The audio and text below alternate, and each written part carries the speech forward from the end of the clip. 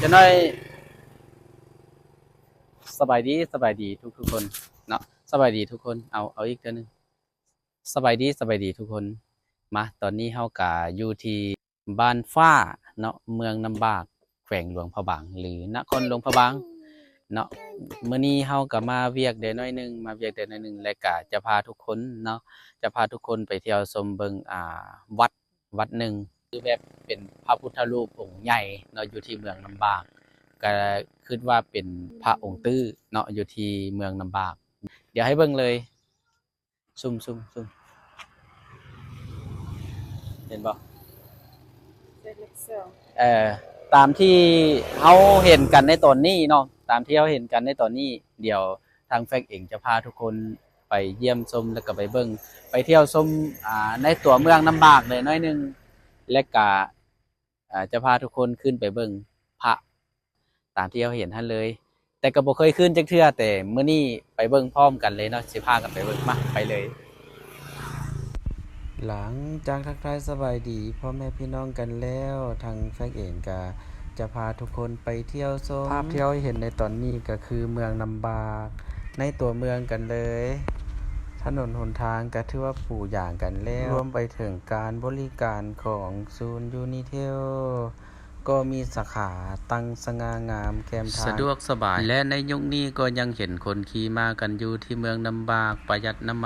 มันขึ้นสูงเกินขี่รถบ่ไหวเลยได้ขี่มาเมืองนำบากนี่แล้วแฟกว่าเป็นเมืองที่สะอาดอีหลีตามถนนหนทางและก็มีห้างร้านสรรพสินค้าหลากหลายอย่างให้ความสะดวกสบายให้กับประชาชนอยู่ในบริเวณตัวเมืองบ่ว่าจะเป็นธนาคารการค้าตู้ ATM ค่อยให้บริการอยู่ริมทางนี่ก็คือตลาดใหญ่เลยอยู่ที่ตัวเมืองนำบากกันเนาะทุกคนเนาะและถัดจากตลาดไปก็คือธนาคารนโยบายและยังมีห้านขายโทรศัพท์สมาร์ทโฟนนำอีกและตอนนี้เฮาก็อยู่ที่กัวน้ำคานอยู่ที่เมืองน้ำบากนั่นเองทุกคนน้ำบักใหญ่ๆกันเลยแล้วก็มี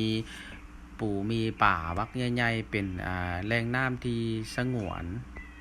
บัดนี้เฮาก็มาอยู่ที่ขัวเนาะขัวเมืองน้ำบากเป็นขัวน้ำคานได้นี่ได้เนาะเดี๋ยวให้เบิ่งน้ำก่อนเบิ่งน้ำเนาะน้ำบักใหญ่ๆเวลาเขาช่วงเรือช่วงหยังก็น่าจะแม่นอยู่อยู่น้ำคานนี่แหละเนาะและก็เบิ่งเป็นรูปภาพงามอีหลีเนาะรูปภาพนี่เจ้าให้เบิ่งถ่ายจากตัวนั้นไปพวงสุดตาอีหลีได้นี่ได้เป็นโนนภูอยู่พุ่นเนาะถ่ายอ้อมมาเบิ่งแล้วเมืองน้ำบากก็มีหลากหลายอย่างที่น่าสนใจเด้อเพราะว่าจะเป็นทางธรรมชาติเป็นน้ำเนาะแล้วก็เป็นวัดว่าอาหารนี่ก็มีบางบ่อนก็ยังงามอยู่บางบ่อนก็งามแล้วก็เป็นห้างร้านสรรพสินค้าเนาะหรือว่าธนาคารก็ถือว่ามีให้บริการเป็นที่เรียบร้อยเนาะหรือว่าร้านโทรศัพท์เครื่องใช้ของสวยเนาะร้านซ่อมแปลงต่างๆหรือว่าร้านอาหารเนาะก็จะมีให้บริการจะมีแบบค่อนข้างที่จะครบถ้วนเลยเบิ่งนี่บัดนี้ฝากเบิ่งนี่ไปก็จะเป็นบ้านอีกเนาะจะเป็นบ้านอีกเป็นโซนหนึ่งอีกหั่นเนาะตามที่เห็นแล้วก็มีห้องหมอเมืองลำบากก็อยู่ฝากเบื้องนั้นเนาะฝากหน้าเบื้องนั้นแล้วจะกลายไปพุ่นเส้นทางตัวนี้จะเป็นเส้นทางขึ้นไปทางแขวงหัวพันเนาะเดี๋ยวเราจะพาไปเที่ยวชมเบิ่งวัดตัวที่เราเห็นในบางกี้นี่เนาะเดี๋ยวไปกันเลยได้หลังจากที่ฝอยไปเพื่อแล้วก็ทางแฟกเองก็จะพาทุกคนไปกันต่อ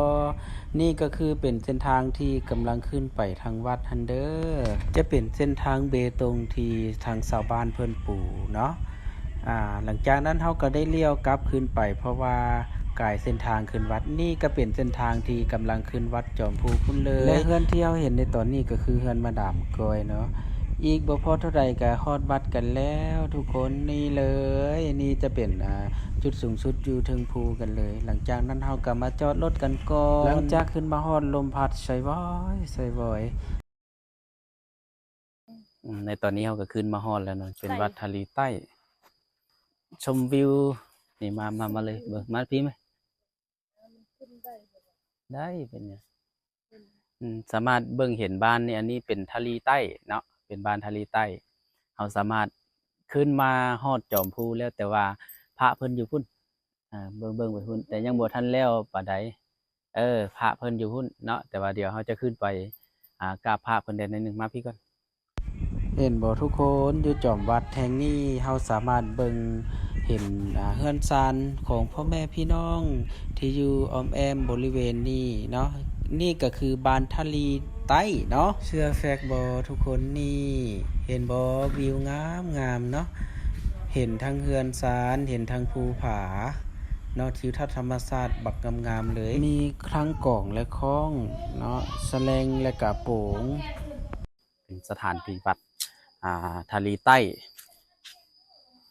เป็นทางย่างขึ้นเนาะก็จะมีพญานาคเนาะสองตนเป็นสถานที่นั่งเล่นเพราะว่าอยู่จุดนี้มันก็เป็นจุดที่เราสามารถเบิ่งเฮือนซานของพ่อแม่ป่าซนเนาะอยู่ที่บ้านทะเลใต้นี่เพิ่นก็เฮ็ดแน่นหนาดีอยู่เนาะนี่เห็นบ่ทุกคนเห็นบ่มันจะเป็นบ้านที่เราสามารถเบิ่งแบบงามอีหลีเนาะ เดี๋ยวจะรีวิวสำหรับวัดแห่งนี้เนาะว่ามีอย่างแน่ก็มีโบสถ์แล้วก็มีหอพระแล้วก็มีกุฏิเนาะแต่ว่ามันเป็นเนื้อที่ดินที่ยังน้อยกันอยู่เป็นเนื้อที่ดินอยู่ที่จอมภูกันเลยเนาะทุกคนเนาะหลังจากนั้นทางแฟกเองก็ได้เข้ามาคาพระอยู่ที่น่าจะแม่นอารามเนาะของวัดทะลีใต้เพื่อขอพรนำพระพุทธรูปและก็พร้อมลูกสาวมาคนหนึงมานำคนหนึ่งทุกคนเห็นบ่นกกังแก่บักหลายในตอนนี้ทางแฟกเองก็จะพาทุกคนขึ้นไปเยี่ยมชมเนาะพระพุทธรูปหรือว่าพระองค์ตื้อที่